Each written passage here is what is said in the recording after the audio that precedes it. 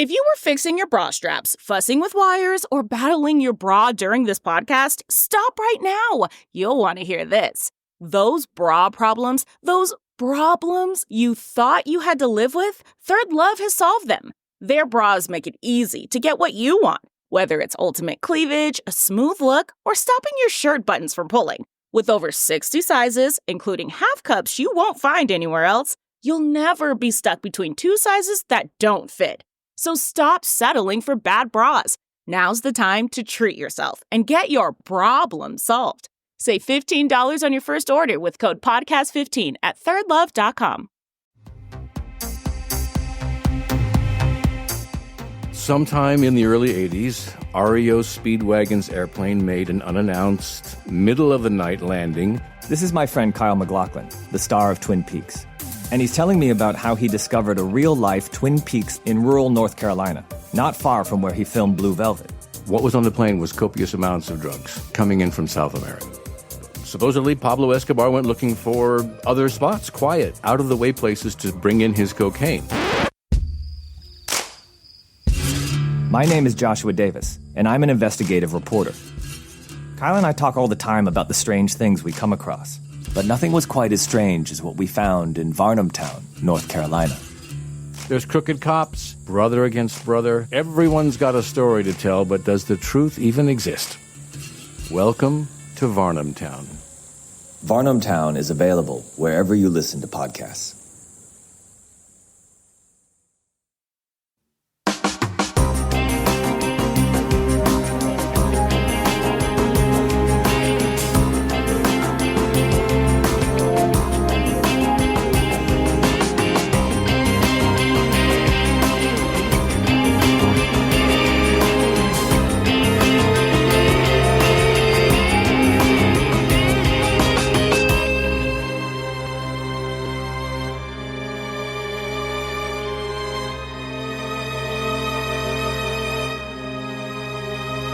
Hello, everyone, and welcome to episode 348 of the True Crime All the Time Unsolved podcast. I'm Mike Ferguson, and with me, as always, is my partner in true crime, Mike Gibson. Gibby, how are you? Hey, I'm doing okay. How about you? I'm doing very, very well. Awesome. We're on our third podcast of the night. We are.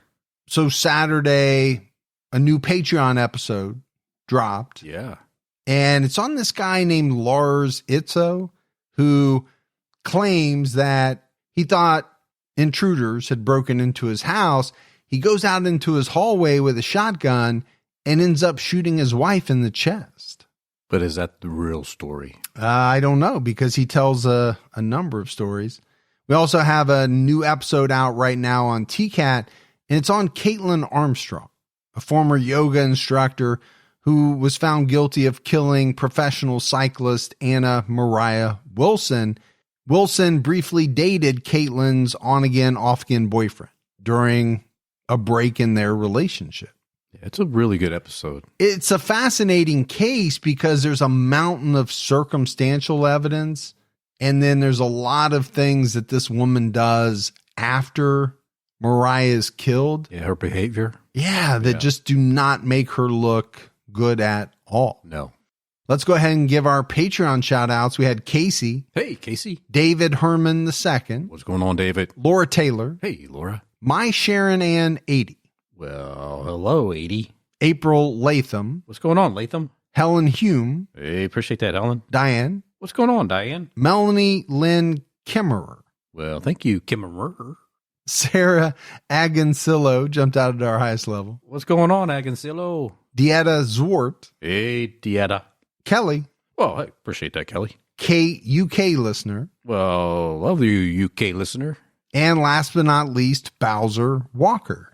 Bowser. I know. Cool name. Yeah, if you're into Nintendo. I'm shocked that you knew that was part of the Mario Brothers world. I am very knowledgeable. You are. That is a fact. When you look up knowledge in the dictionary, it just says Mike Gibson, and there's a picture of you. Yeah. Okay. And if we go back into the vault, this week we selected Diana D. What up, Diana? We also had a great PayPal donation from Awakenings of Bel Air. Well, thank you, Awakenings. Yeah. Thanks to everyone.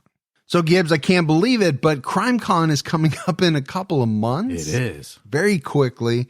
If you're going, make sure you use our code TCATT at checkout. You'll get 10% off your standard badges. And we'd love to see you there. We would.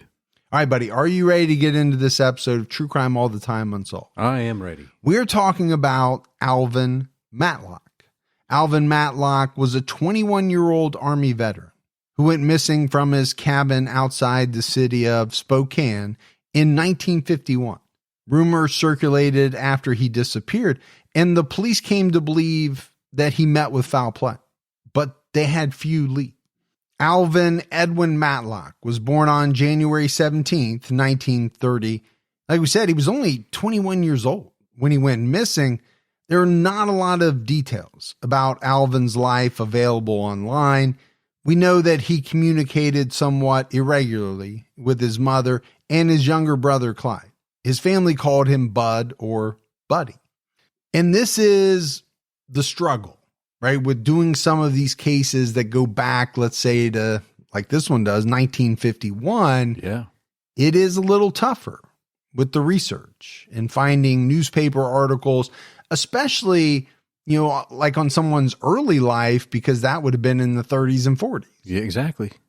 Alvin served in the Army, but details about his service were not reported in any of the sources used for this episode.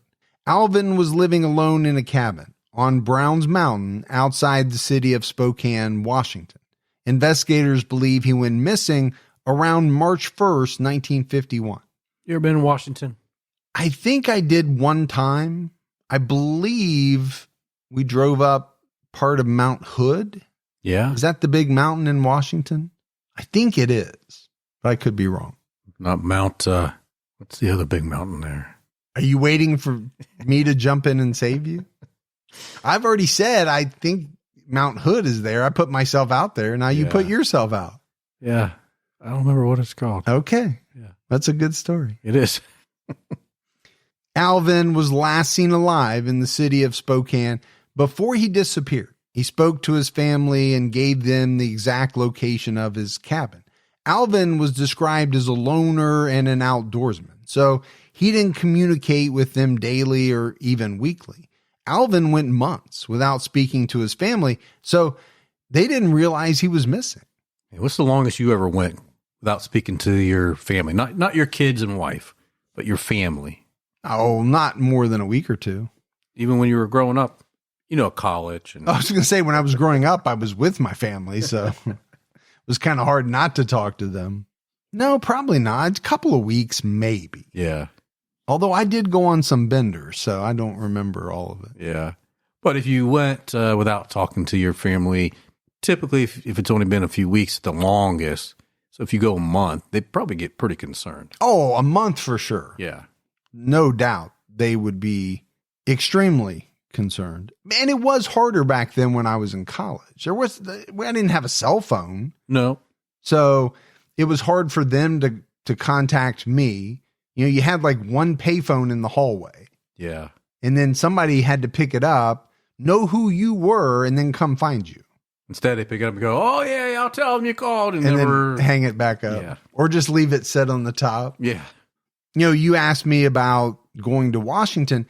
Washington does seem like a good place to be if you are a loner, if you are an outdoorsman.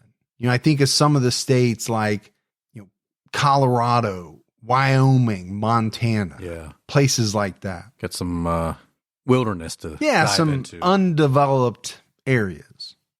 Now, obviously, Spokane is very developed, but I don't know how he was outside of that in a cabin. Alvin's family discovered he was missing on November 22nd, 1951, Thanksgiving Day. Alvin didn't show up for Thanksgiving dinner with his family as planned. So you kind of talked about, you know, how do you know when to start to get worried?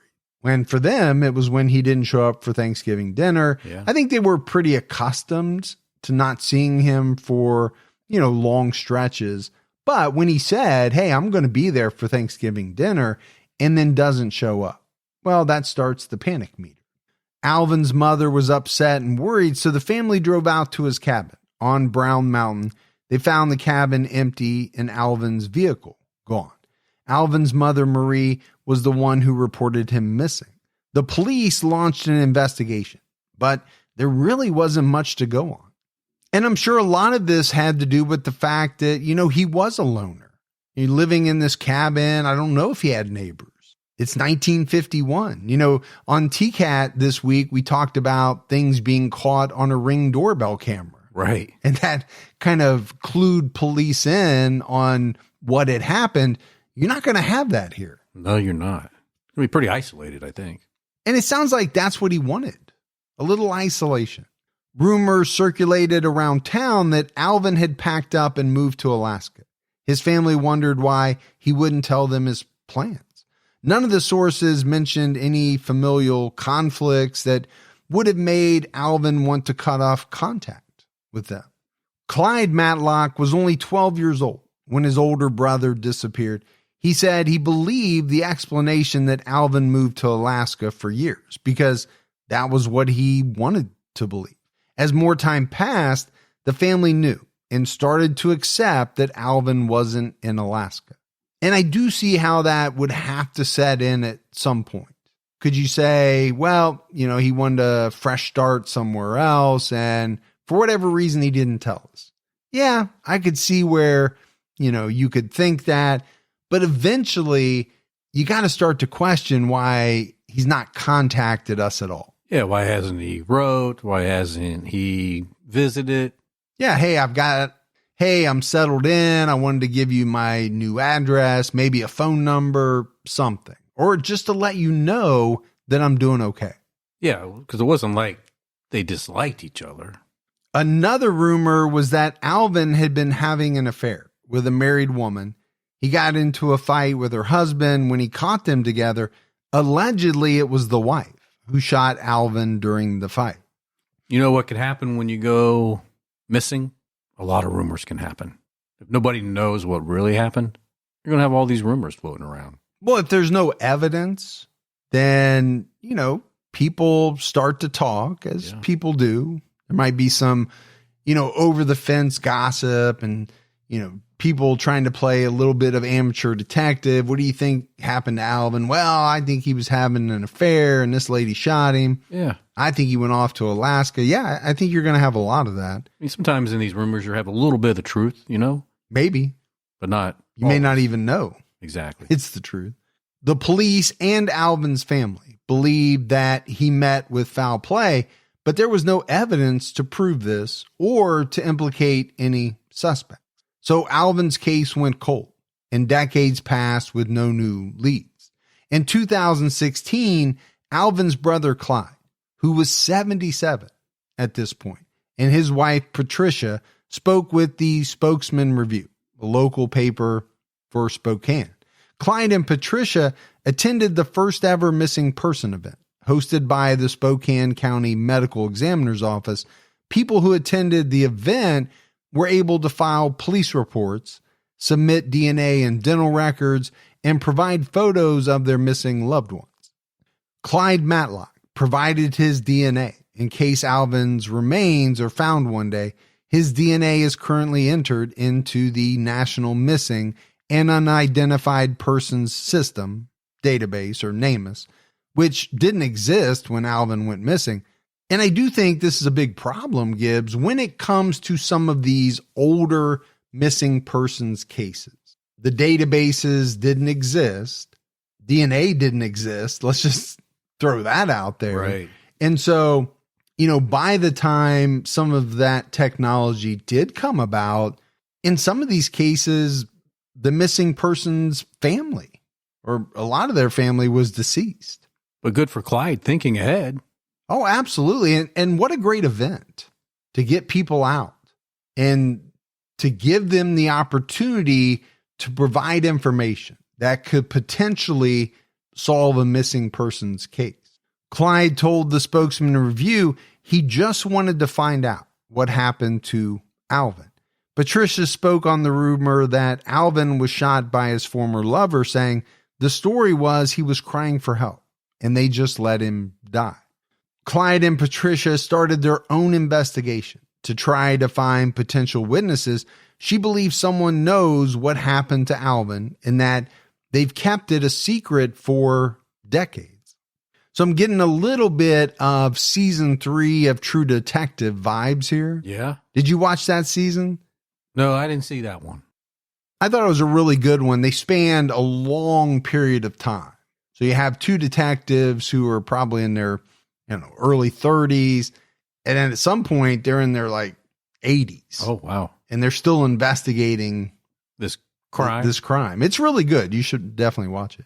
I want to catch the new one, too. Yeah. I haven't started that one yet.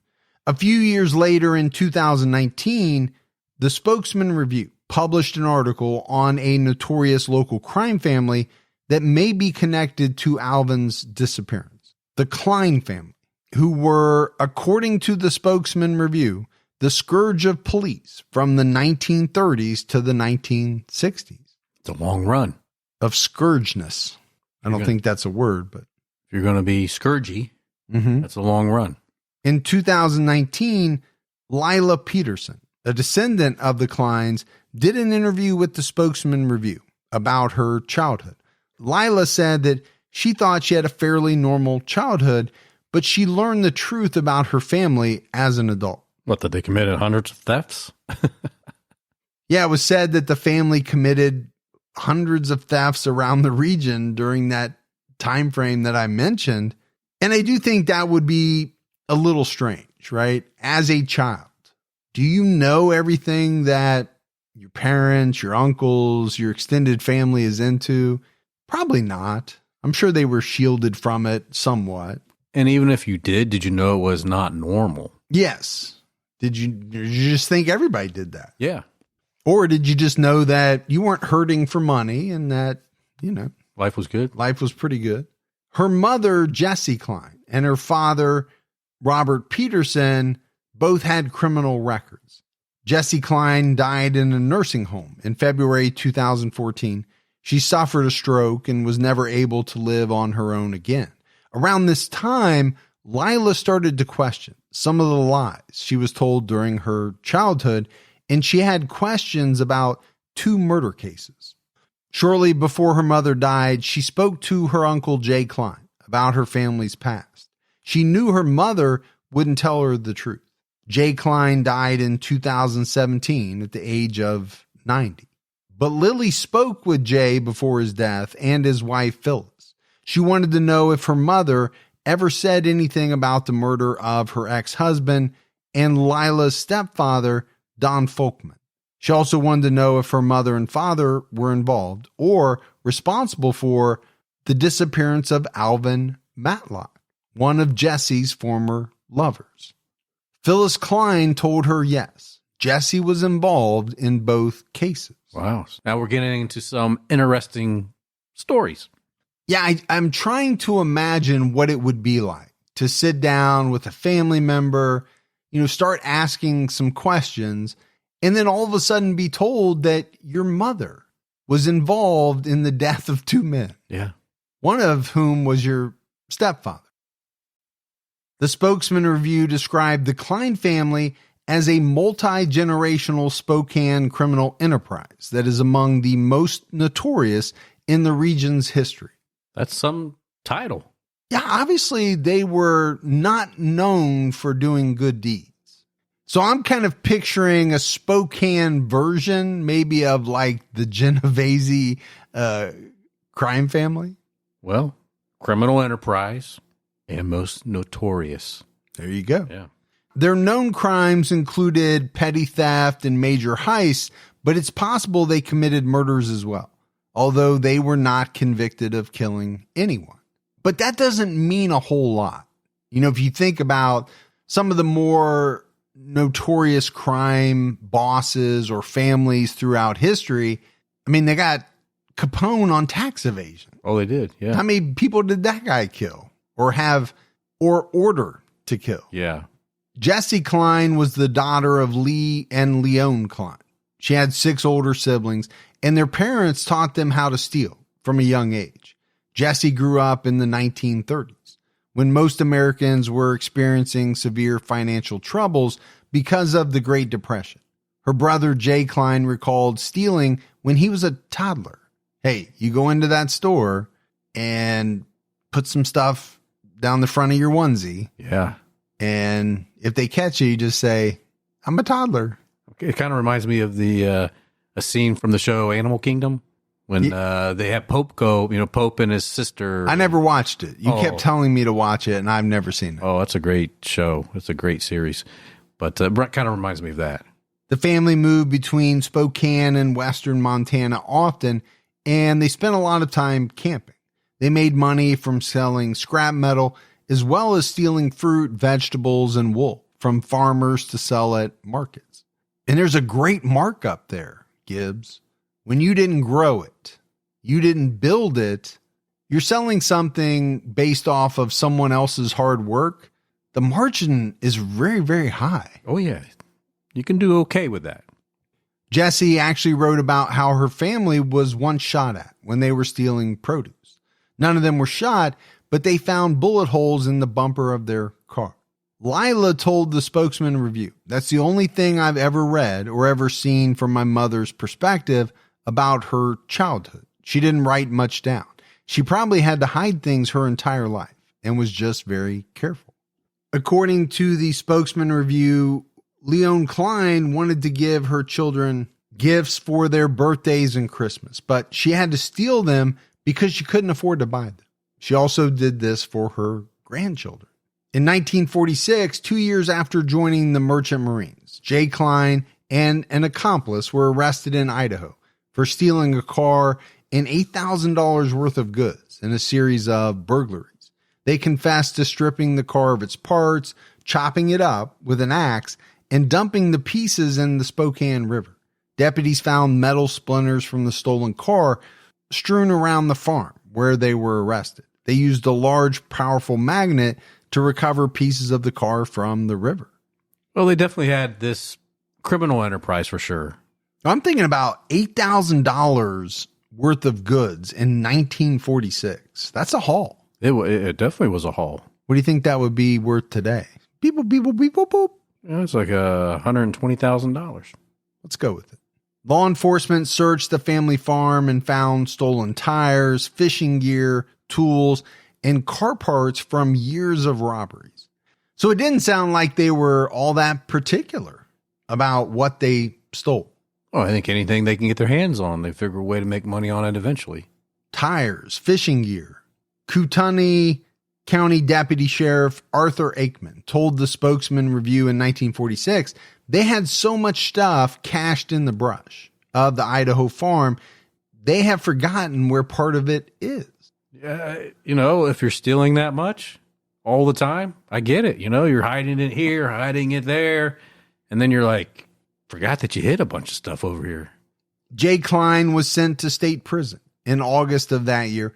Around that time, Leon Cline was charged with receiving over $15,000 worth of stolen goods from her brother. Well, that's a serious charge. Yeah, absolutely. By your calculation, that would be a couple of $100,000 today. Now, we still don't know if that's right, but let's go with it. Jay was arrested again in Coeur d'Alene, Idaho in 1949 for burglary. He ran from the police on foot after he abandoned a stolen vehicle and only stopped once he was shot at.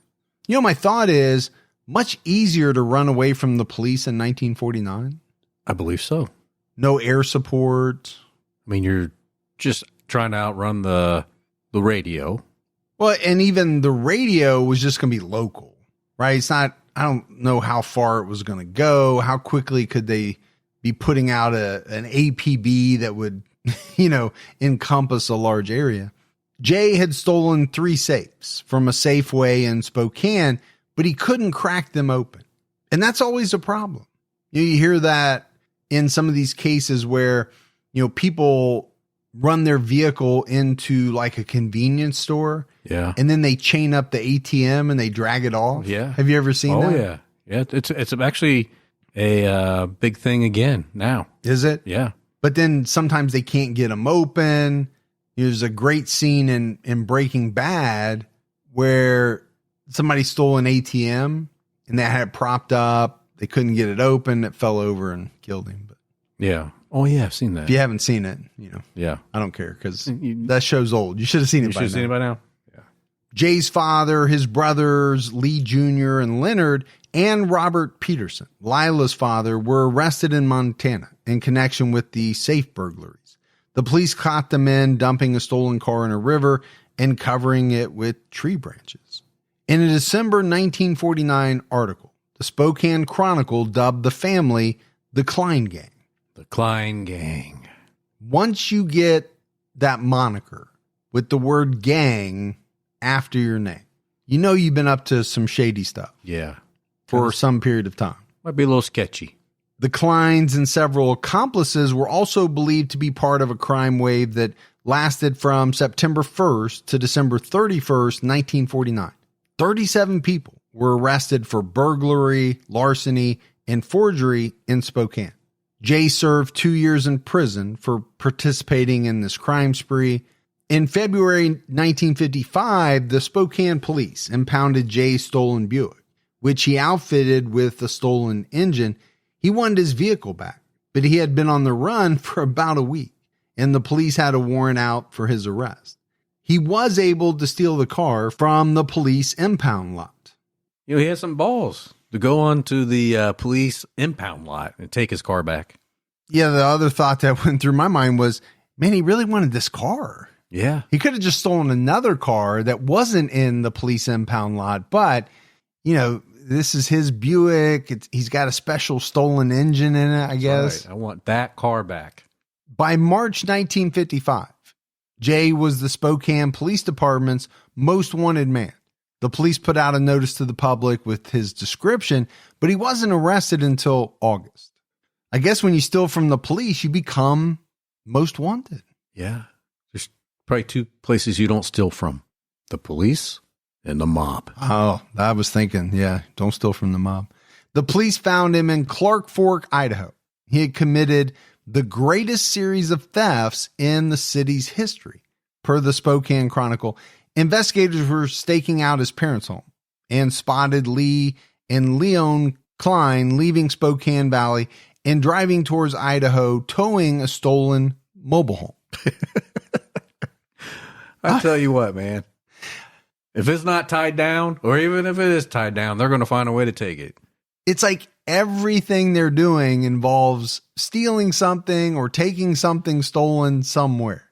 Law enforcement in Clark Fork raided the family farm and arrested Jay and his brother Wallace. Without incident, they had dozens of stolen guns on the property. I don't think these people owned anything. Literally everything they had taken from someone else. The police searched 3 locations in eastern Washington and Idaho. They found TV sets, a Jeep, fences, car parts, law enforcement owned saddles, sewing machines, and even a bulldozer. Who steals fences? Well, you know what? They were probably pretty expensive back then. Probably worth a lot of money. I mean, they're You're expensive today. They also found the detective's radio, which is how Jay was able to evade arrest for months. One of the search locations was Bob Peterson's 60-acre ranch. Peterson was convicted of possessing stolen property. He also confessed to stealing 6 cars and 40 hay bales from a farmer's field. One detective told the Spokane Chronicle that the arrests could help resolve burglaries all the way to Wyoming. People went to the police each day with questions about their stolen items that they thought the Clines had taken. This is a multi-state crime spree. Yeah, it's a big enterprise. Yeah, it really is. Jay Cline admitted to stealing 21 cars, 6 safes, 3 house trailers, and many smaller items. He blamed a lack of supervision and his choice of friends, saying in court, "When I get out this time, I'm going to associate with the right kind of friends, like Detective Al Stoser, for one. This time, when I get out, I'm going to change." So my BS meter just went through the roof. Oh, yeah. I'm going to associate with the right kind of friends, like a detective. Like this detective wants to be friends with you. Exactly. Jay pleaded guilty and was sent back to prison. He served 7.5 years and got married soon after he was released. He and his wife Phyllis didn't talk about his time in prison, and he continued spending time with his troublesome family members. Phyllis told the Spokesman Review, "Jay was always so good to me and to the kids that it was just one of those things that was part of our life." Oh, Dad got caught again, boys and girls. We're seeing him in about 7 years. Which doesn't seem like a lot for one of the greatest crime sprees in the history of that part of the country. Yeah, it really does seem pretty minimal. Not to mention the fact that he'd already done time before, just a couple of years.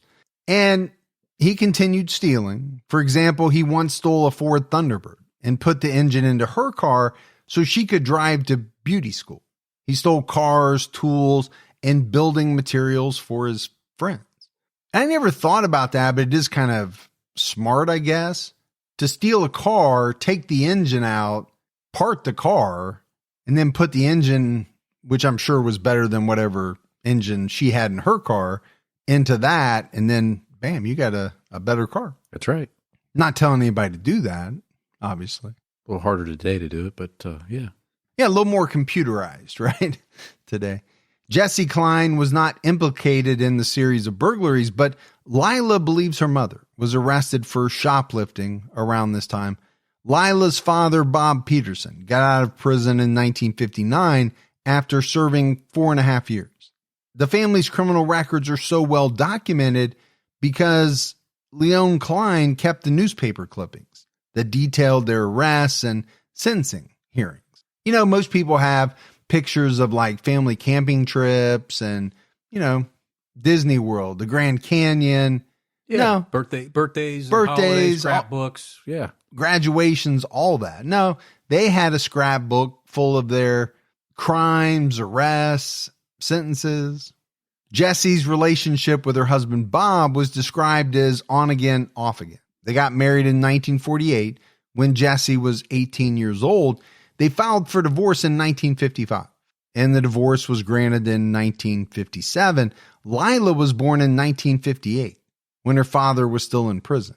That same year, the couple filed for a second marriage license. Okay, we made a mistake. We were only married for a couple of years. We got a little hasty. We decided to divorce. We're giving it a second shot. It happens. Lila grew up on her father's ranch on Brown Mountain, south of Spokane. This is the same area where Alvin Matlock was living before he disappeared. Lila said that her father worked the land, drove a truck for a living, and pursued a music career on the side. She never knew he was a criminal and that her childhood home once housed thousands of dollars worth of stolen goods. Her mother was equally as secretive as her father. She never attended any large gatherings with her extended family. Lila told the Spokesman Review that she was happily oblivious to her family's past. Her sister Liz was born in 1960, and the family moved away from Brown Mountain. Jesse and Bob divorced a second time around 1965. Lila doesn't know why they chose to end the marriage. Jesse married a man named Don Folkman around 1966. He had 2 sons from a previous marriage named Spike and Mike. They kind of rhyme. Yeah, they do rhyme. Yeah, Spike and Mike. It's almost what you would name like your son and maybe a dog. Dog? Yeah. Yeah, Spike is kind of a strange name, really, if you think about it. Don't hear it very often. Dogs? Yeah. You don't hear a lot of kids named Spike. Not for their real name. Maybe that's their nickname. Nickname. Don worked in Spokane, Washington, but soon purchased a business called Emerald Cleaners in Wallace, Idaho, and moved the family to Osborne, Idaho, to be closer to work. Within a couple of years, they moved to Wallace. As a teenager, Lila stopped going places with her mom and sister because she was angry about how often they stole things, and she didn't want to be involved in their petty crimes. She recalled, she thought it was a great sport. She used to take us down to the little drugstore or something, and in essence was training us to get a 5-finger discount. I realized what she was doing wasn't right, and I just wouldn't go with them anymore. Isn't that funny, your mom training you to shoplift? And the daughter is the one realizing that it's wrong. The mom's totally fine with it. Lila said she started to become more independent, which caused her mom and stepdad to stop paying attention to her. Her parents moved to Hayden, Idaho during her senior year of high school, but Lila lived with a friend. A few years after she graduated high school, she noticed that Jesse and Don's relationship was deteriorating. Then on August 7th, 1980, her sister called her in the middle of the night and told her she had to go to Don's business as soon as possible because something terrible had happened. Don had been shot twice in the back of the head while he was sleeping in the apartment above his store in Kellogg, Idaho. Jesse was home at the time, and she ran to the police station when she discovered her husband's body. She claimed a burglar broke in while she was in the bathroom. This story seemed unbelievable, and there was talk that Don was having an affair and that he and Jesse were about to get a divorce. Jesse received $1.4 million from Don's estate and life insurance policy. Back in 1980. That is a boatload of money. That is. I mean, if you've got life insurance today of over $1 million, that's a good policy. It is. Depending on how much you make, but back then, that is a boatload. Don's son, Spike, filed a wrongful death suit against Jesse because he believes she killed his father. Spike won the lawsuit, but the spokesman review didn't provide details of how much money he received. So that's pretty interesting. That in civil court, they believed him? Yes. But, she wasn't charged, even though it didn't sound as though the police really believed her story. I'm assuming they just thought they didn't have enough to really charge her. Court documents seem to confirm the rumors about Don's death. Don moved out to live with his mistress for periods of time. At the time of his death, he was deciding if he was going to move in with her permanently. Okay, you could understand why maybe that wouldn't make Jesse very happy. No, because that means she'll probably be cut off from all that money. And you know who you don't want to make unhappy? Somebody from the Cline family? Somebody from this notorious Cline family gang? Yeah. Who has, all these brothers and sisters and uncles who seemingly are willing to do just about anything? Really, anything. A scientist determined that the bullet fragments found at the crime scene matched the shells in the drawer under Jesse and Don's bed. One of their guns was missing from the house when Don was killed. In her statement, Jesse said Don gave her the gun as a present and that she had fired a test shot earlier in the day. Investigators seemed to believe her story even when she told them the gun went missing on the day of the murder. I don't know if that would fly today. I don't think it should have flown back then either. I'm trying to wrap my head around this test shot that was fired earlier in the day.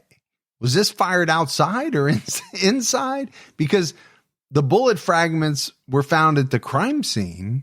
So let's do a test shot while we're in this apartment above my store. Yeah, that I wasn't sure about that. I'm sure it was probably done outside, but then I don't know how that really factors in. Additionally, the court found that a burglar shooting Don was too improbable to be true, per the spokesman review. The shooter would have had to enter the apartment through a high-level window, not disturb any furniture or other items, and get into the bedroom without Jesse seeing or hearing, then leave without stealing anything besides some, but not all, of the money in Don's wallet. Okay, so when we talk about the court finding this improbable, it does sound improbable. I mean, just take stealing some of the money out of a man's wallet after you've shot him. If you've gone to the lengths of shooting a man dead and then you open up his wallet, why would you just take some? You've already committed the cardinal sin. You might as well just take all the money and go. Clear it out. Jesse was never arrested or convicted of Don's murder in criminal court. After the lawsuit, Jesse married a man named Tom Lane, who was described as a family friend with a criminal record. Because I think you had to have a criminal record to be a family friend of the Clines. I think that was a prerequisite. Yeah, I don't think you could been anything but that. You can't have been on the straight and narrow. Tom died in February 1982, a year after getting married to Jesse. it was determined that he died of natural causes. I don't know. That might be one, that would have been worth looking into. I don't know if they ever did. Lila was no longer on speaking terms with her mother at this point, but she continued visiting her father, Bob Peterson, until he died in 1986. In the early 2000s, her sister Liz called her and told her information that changed her whole view of her childhood. Robert Peterson was not Lila's father.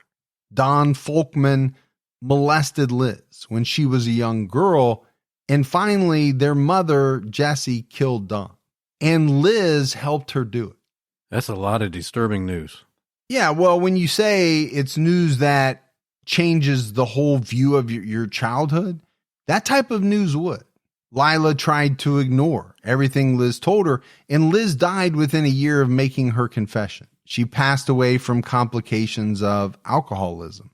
Lila thought that the sexual abuse caused Liz to start drinking at a young age.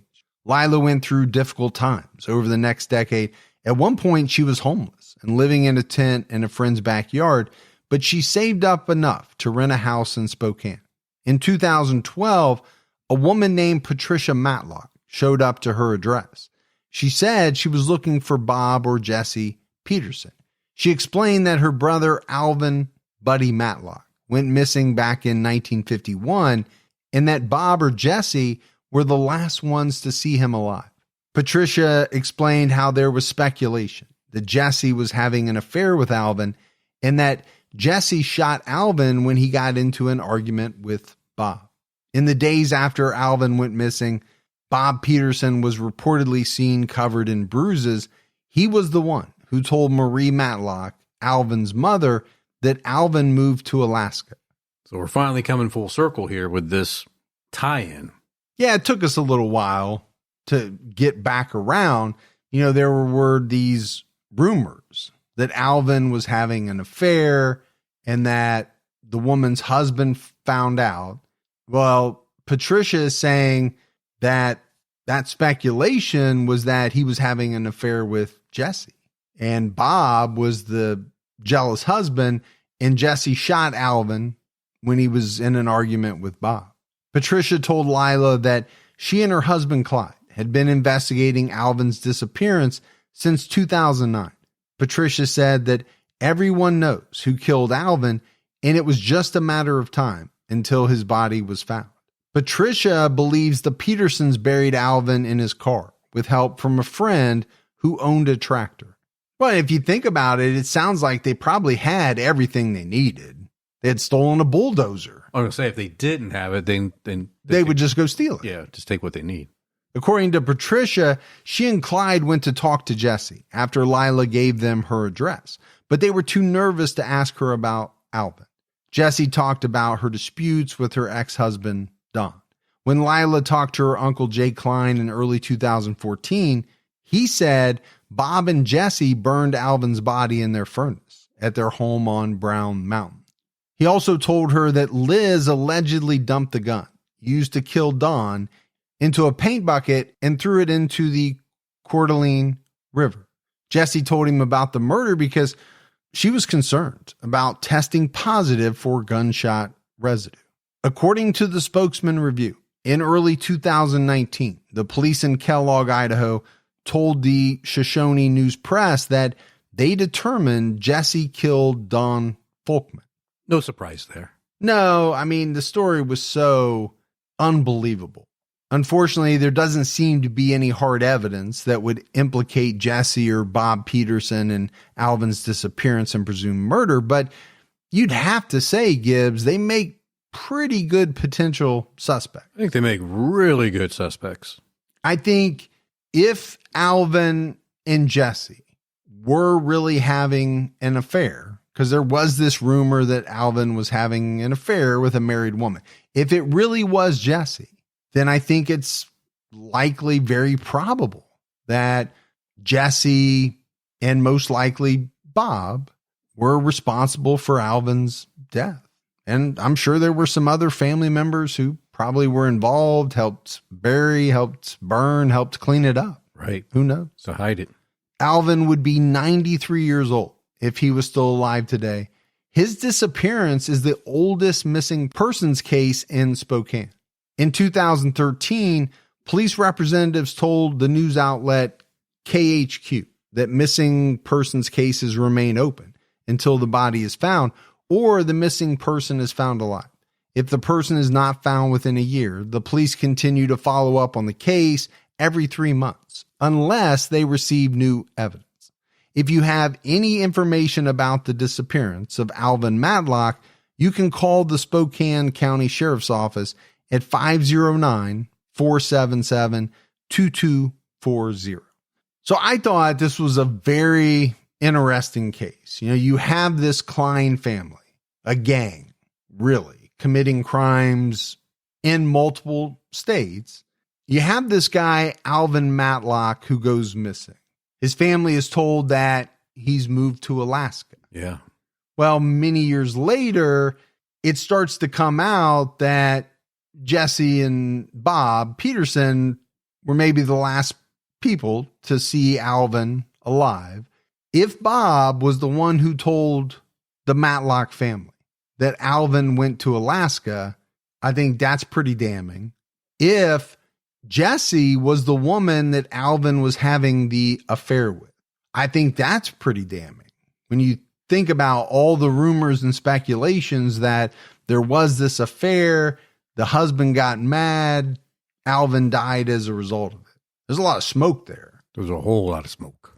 And if both of those things are true, it just, compounds things. Very interesting. Yeah, absolutely. I mean, I think the one thing that is certain to me is that Alvin Matlock never went to Alaska. No. And I think his family knew that. He probably wasn't going to miss, Thanksgiving dinner if he could help it. And he wasn't going to go to Alaska and then never contact his family ever again. I think he just got mixed up with the wrong woman. Yeah. I mean, that's what it sounds like. We don't know for sure. But that's it for our episode on Alvin Matlock. We got some voicemails, Gibbs. You want to check those out? Let's hear them. Hi, Mike and Gibby. My name's Nevaeh Honey, and I'm from Wilbur, Nebraska.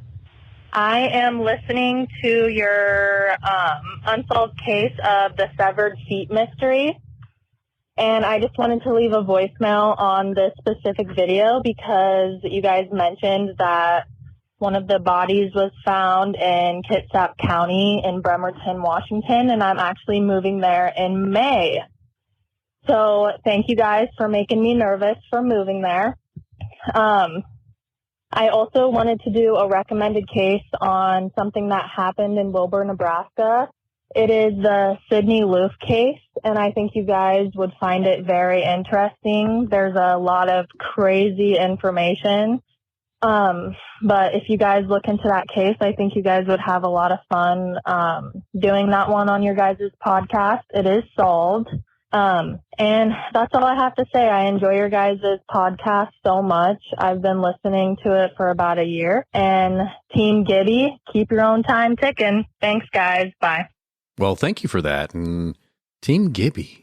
You never heard that before, have That's you? new, but I That's love like it. a I new like thing. that. Maybe it can become a trend. I love her first name. Yeah, I do too. That is very cool. And going to Washington. Hey, this case was Washington. I don't think you have anything to worry about in Bremerton. That doesn't mean don't keep your head on a swivel, but I think you'll be okay. And keep an eye out for Sasquatch. That may be the only thing. I hear he roams up in that area. That may be the only thing you have to worry about. Yeah. Hi, guys. My name is Jude. I've been following you guys for, years and years now. I just love you guys. Nobody really has the vibe like you guys. It just has a lot of dad feelings to it. And as someone who lost their dad about 10 years ago, every time I'm missing him a little bit too much, I pop you guys on, and it just makes me feel like I have a dad around. I don't know how else to explain it. You guys are so great. So, just keep up the good work and stay safe. Keep your own time ticking, and I love you guys. Oh, that was such a nice voicemail. It was. Sorry for your loss. Yeah. Sorry about that. I mean, we're more than happy to take on the dad moniker. We are dads, and We enjoy being dads. So. We do. Again, like we always say, if there's any little way that we help somebody, that's pretty cool. Wonder how often people try to sing that song, Hey Jude, to you. I bet a lot. Won't you try it right now? Won't you hit us with a few bars? That's a negative, Ghost Rider. I knew you wasn't going to. One of these days. How long have we been doing this show? 7 years. It'll be 7 years. No, it'll be 8 years this year. You're going to have to sing a little song. People don't realize that you've been called the songbird of your generation. That's true. And you're very much like Will Ferrell in that movie Step Brothers. Or I'm like Alfalfa from the Little Rascals. It could sound like that as well. But people need to find out one way or the other. Exactly. All right. That is it for another episode of True Crime All the Time Unsolved. So for Mike and Gibby, stay safe and keep your own time ticking.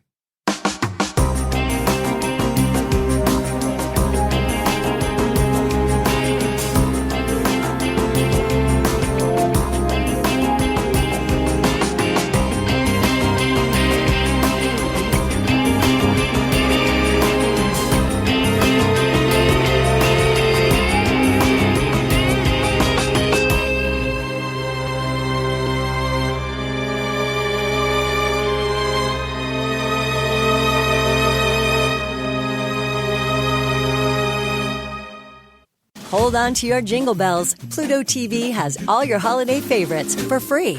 Enjoy our season's greetings category with 9 holiday channels, including holiday movie favorites by Lifetime, Festive Fireplace, Holiday Lights, and Hallmark movies and more. Download the Pluto TV app on all your favorite devices and start streaming holiday favorites on live channels and on demand. With thousands of free movies and TV shows, Pluto TV is your home for the holidays. Pluto TV. Stream now, pay never.